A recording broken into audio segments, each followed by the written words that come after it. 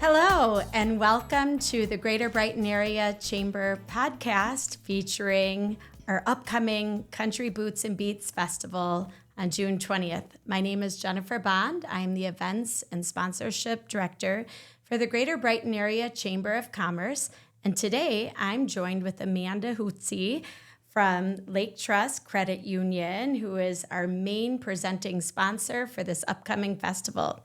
So hello, Amanda. How are you? I'm good. Hello, Jennifer. Yes, it's so nice to have you here and just really talking about this upcoming Country Boots and Beats Festival. Now, this is the second year of Brighton's Country Boots and Beats and the second year that Lake Trust is our presenting sponsor. So Lake Trust seems to be involved in so many community events. What is about being a presenting sponsor and the support that you give our community that really pulls you in and makes you want to be a part of this festival? Well, we know that when we support organizations like the Chamber and when we support events like Country Boots and Beats, we're not only bringing a fun thing to downtown Brighton, but we're helping the small businesses and the communities thrive by bringing so many people to downtown Main Street and just showing those that come in the community what Brighton is all about and what small businesses have to offer and just how great Brighton is. Yes, so Lake Trust, for those of you that don't know, is headquartered right here in Brighton. So that is, you have a big piece of Brighton's heart just by having your location here, and your employees travel, probably a lot of them live here, and so there's a great support for Brighton.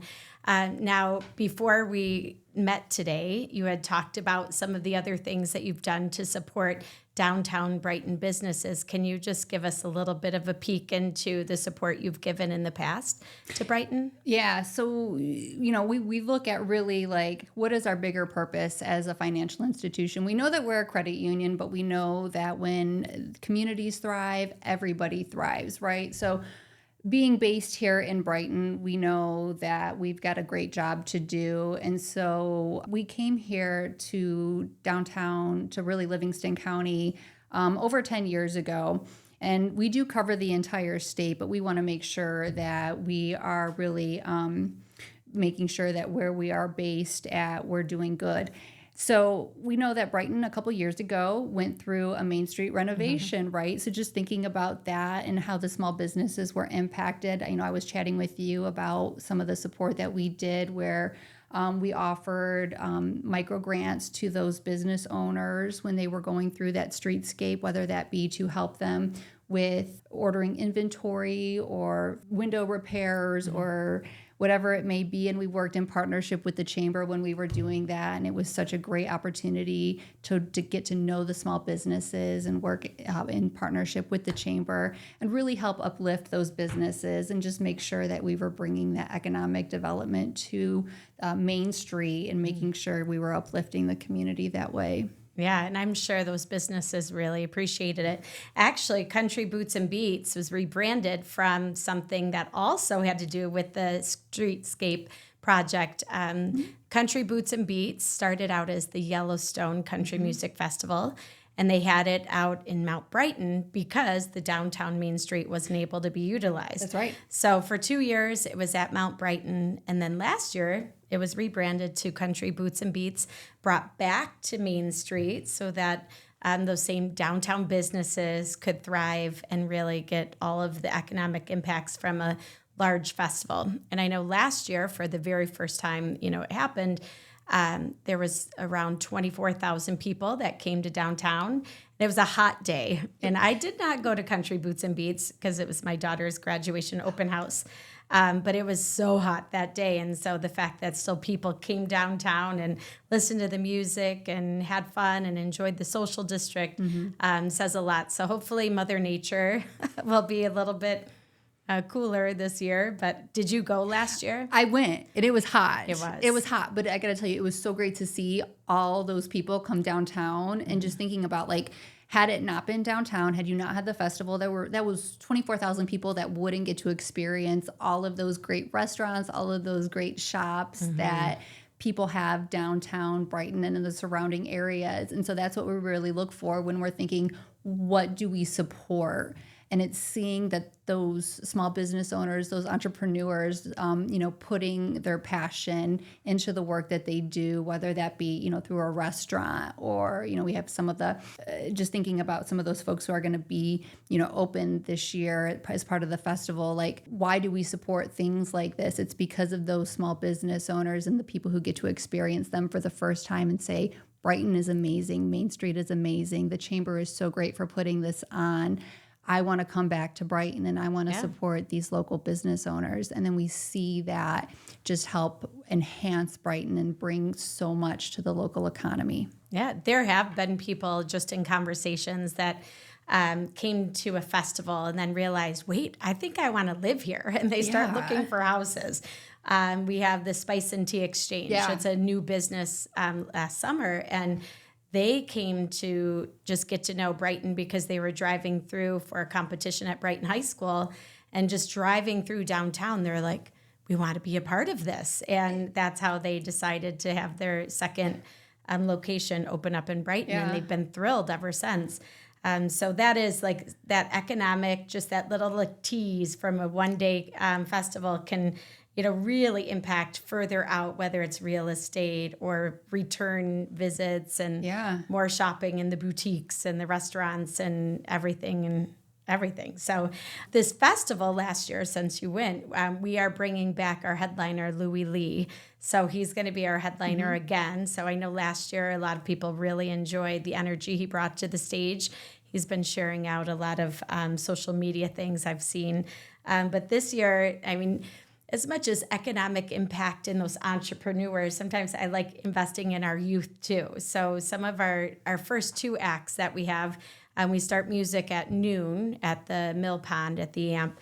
And we have a young artist named Blue Sky. She's from the St. Clair area. And she's going to be kicking us off for the event. And then we have a local Evan James Ward, who I didn't know about him, but I asked my son, who's 21, he's a student at Michigan State, said, hey, do you know any like young country, artist in the area? And he's like, there's this guy that plays out at Michigan State. And it was Evan James Ward. And so I looked him up on social media and listened to some of those things. So we have two young artists. Then we have another group. It's like all Michigan, Mark Blomsteel and the Motor City Drive. They're coming from the Macomb area. They start around 4 o'clock. And then we have another local band named Spur 9, and they're starting at 6:15. And a neat thing this year, in between sets, there's going to be line dancing by the Dance Project.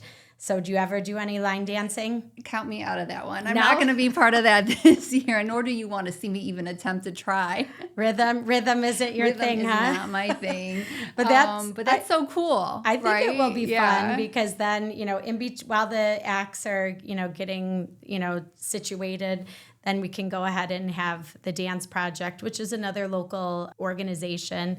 They're going to be leading the line dancing lessons. So then people will actually be able to, maybe if they've mastered those steps, apply them while they're listening to the music. And so that should be kind of fun. And I'm hoping they stick around too during it and kind of remind people about those steps. Yeah. We'll see. And there's a lot of activities like for kids where I have little hobby horses and set up a obstacle course and the imagination station. Like that's the one thing. I'm like, we have this awesome playground that, you can still listen to the music and watch your children play in the playground. Like that is a nice little family area, but we'll have our traditional kids area with like Legos and crafts and things like that. Yeah. And I think you just talked about, when you're talking about how you've got so many different acts, right? Mm-hmm. Whether it be people from Michigan State who are there, people, in their early 20s or teens know them. And I'm looking forward to, learning about them and seeing them. But whether it be for the younger kids, right? It's not just adult geared. It's really for everybody. They can come down and they can see it and experience it and have fun. And so I love that it's really all encompassing for families or anybody, of all ages. Another thing is as a newer events coordinator, director, being inclusive. And Brighton High School does a wonderful job of creating an inclusive environment with the unified sports and everything else. And just being an educator of 26 years, I have that in my mind too. And so we're working with Laugh and Learn Therapy to create a core communication board where people that may be nonverbal or have communication issues can they have specific boards that would be geared towards the festival so that they can communicate with their families, with other people, and that seems to be like a trend. I see it at playgrounds and things like that. People that have mobility issues, we do have shuttles. You can park at Meyer or park at the Brighton High School and be taken to downtown Brighton.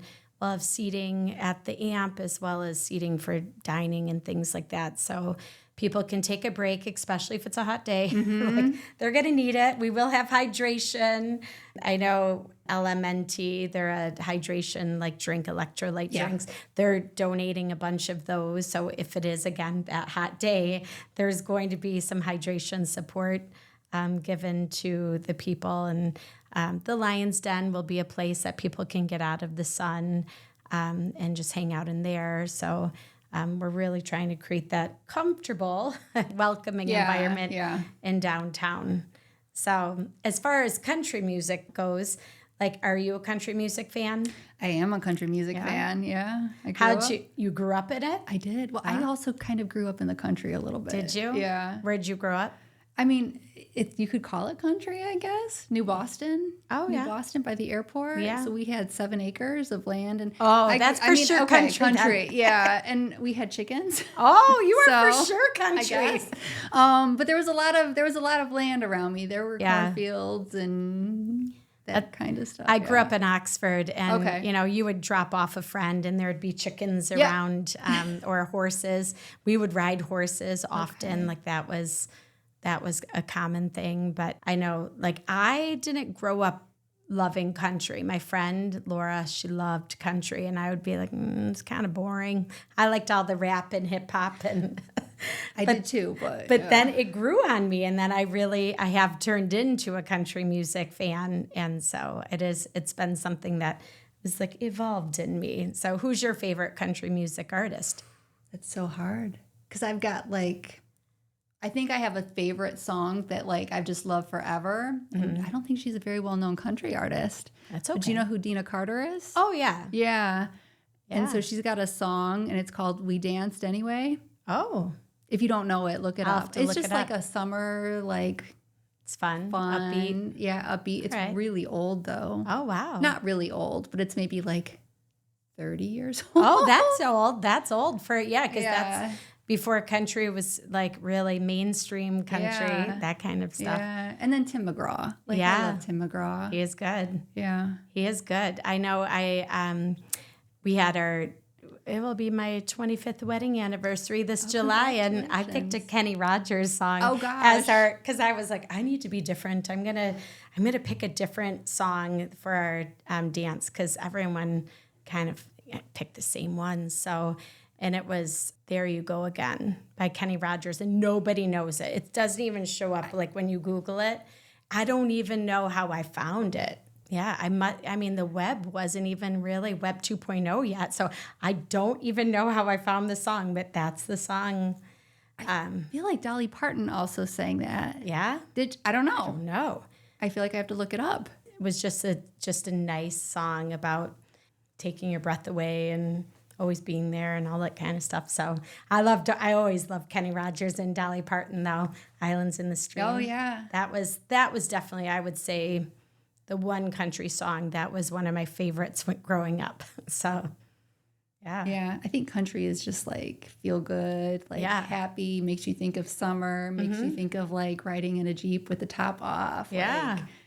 Carefree. It just takes you away. And the thing that I love, my cousin drove tour buses for a lot of country artists, and Blake Shelton, and he did Darius Rucker, Maren Morris, and so he would talk about just the personality of country artists and just saying the kindest people out there. And so when you get to see the heart of a person, I mean, not that you can always on mainstream media and everything, but you think you know the heart of the people, and they do really seem to be genuinely like good people. Yeah. And so there is that good feeling with country. And then there's a fun like this. We're leaning into the 250th, birthday of the United States. So this year our festivals are all like with the red, white, and blue theme. So got the little country western. You are all ready to go. Now, what I don't have is country boots because I am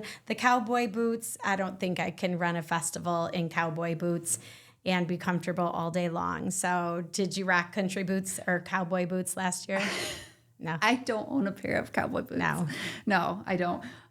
Maybe one day. Yeah. Maybe one day. But I feel like if I do, like I need to get legitimate ones. Yeah. Well, we have White Blossom Barn. They're out of, it's like Davisburg or White Lake. I don't know. They're right like by Ormond Road and White Lake Road, but they are coming with a big trailer that you can actually, it's like a boutique in a trailer. You walk on the trailer and they're going to have cowboy boots, Western wear, cowboy hats. I think like rugs, like cow, hide rugs and all different types of things. So I know I talked with her and maybe she'll bring the cowboy boots and people can, try those on and get a pair while they're at the festival. There's other vendors that are like more country themed too. Like we have this Pretty Hunter. They're doing like reclaimed bullet shells maybe, and they turned it into jewelry. Oh, okay, that's unique. Yeah. There's one that, there's beer taps. There's like all these different things that are unique vendors like that will provide like different shopping experience. Yeah. Along with the normal vendors that are like, 3D printing and face painters and different artisans, barbecue sauces and things like that. In addition, we have food trucks and our local restaurants. So it should be fun. All that good stuff, yeah. So hopefully people bring their cowboy hats. And I know the farmers market, we have a young intern at the chamber, and she said all the young kids are getting cowboy hats, but then they have a little like beaded maybe rope that goes around the cowboy hat. So they're going to be doing that at the farmers market because our farmers market will go 8 a.m. to 1 p.m. So there's a little bit of a overlap, and so people can kind of customize their cowboy hats. And that's perfect. You can get your fresh produce, your fresh everything, and then check out the music. Yeah, stay for the music. Stay for the music and the other food. Yeah, it's perfect. I know like cowboy boots and the whole outfit, like I know fashion of, just the Western wear, it can be a thing where you could spend a lot of money on your whole outfit. You could go to, Marshall's or TJ Maxx and get a nice pair. You could maybe go get some nice pair of cowboy boots, but the whole essence is just like come downtown and have fun and just build memories. And I was just reading The Happy Money, Happy Life, which your CEO, David Snodgrass, is quoted in there and referenced in that book. And and I was just on a plane back from Europe, and I'm reading the part where the person's like, don't worry about the things. Don't worry about, if your cowboy hat costs $100 or if it costs $10, it's not going to matter. Just build those memories. Spend the money on the memories. Spend the money coming downtown, Brighton, supporting all the businesses and enjoying just summer fun, kicking off summer technically because it's the longest day of the year. But I think as far as everything goes, I think we're all set. We have shuttles coming from Meyer and Brighton High School. So people always say, there's not enough parking. Yeah. But we'll have that covered. But some people don't really know that there's parking behind the Chamber building right along Grand River, 218 Grand River. And you can park the Presbyterian Church next to us. They often have parking for a donation to some of their missions. And then there's stairs that walk right downtown to Brighton. So have you ever saw those stairs? I don't think I've ever. I know the parking lot, but I don't think I've ever seen the stairs. Yeah, I have lived in Brighton for years and years and years, and it wasn't until I started working at the Chamber that I saw these stairs, and I went, oh my gosh! Like I always want to tell people, just park up there, walk down the stairs. Walk down. It's so easy. It's so easy. So hopefully, people will be able to find ample parking. But then also, I mean, depending on the weather, it's a rain or shine event. Might want to, think about the weather. There might be umbrellas or little ponchos needed, or maybe fans or water bottles. We will have free water out. I'm trying to think of what would you suggest? Like, can you think of, I didn't go last year, so what else would be? I think you've covered it, right? Yeah. Water is going to be the number one thing because it is hot. It was hot, but you know what? It was still a great time. People were out even though it was hot. And there were plenty of vendors. There were plenty of restaurants with refreshments. Yeah. Like, that was great. Yeah, I mean, like, it's so funny. You're thinking about rain, and I see you with your hat, and I'm thinking of like the Westerns where it's like raining, and they've got the cowboys and the cowgirls on with the hat, and like the rain's coming down, and I'm like, you don't need an umbrella. Wear your True. Wear your hat. That's my own umbrella. Yeah, the bandana around, or I just came back from Europe, and one of the things I had in my little purse was a reusable bag that kind of folded up into this little pocket. And that was helpful because then as we were shopping, because there was a lot of street vendors in Europe, and I would just like buy something and keep it in the bag, and that was kind of convenient. So I don't know if people want their own reusable bags, but I did appreciate having that on hand. And of course, like, just being prepared if you are going to be walking all day, maybe the cowboy boots stay home and you want to just have comfy shoes on, or maybe if it is so hot, a ponytail holder so that you can put your hair up, or a clip. So, but yeah, we're just really excited that we're going to be bringing back the country music to downtown Brighton again, June 20th from noon till 10 o'clock at night. And then the rest of the night, people can stay in downtown Brighton and visiting some of the other bars and restaurants that stay open a little bit later, but our social district ends at 10. We'll be done when the social district's done, so it should be a fun evening, fun day in downtown Brighton. Yeah, can't wait. And we really do appreciate all of the support that Lake Trust always brings to the community and really to the state. I do see your name everywhere, and it's a constant support. So thank you so much for all that Lake Trust does to bring the fun, bring the economic impacts to our community, and helping out the small businesses just really thrive because you're creating opportunities to bring people. So thank you so much. Thank you. Thank you for all that you do. I know it's no small job what you're doing to put this stuff on, and we definitely just so value the chamber and your support and your friendship and partnership. Yes, thank you. Well, we'll see you on June 20th in downtown Brighton along Main Street.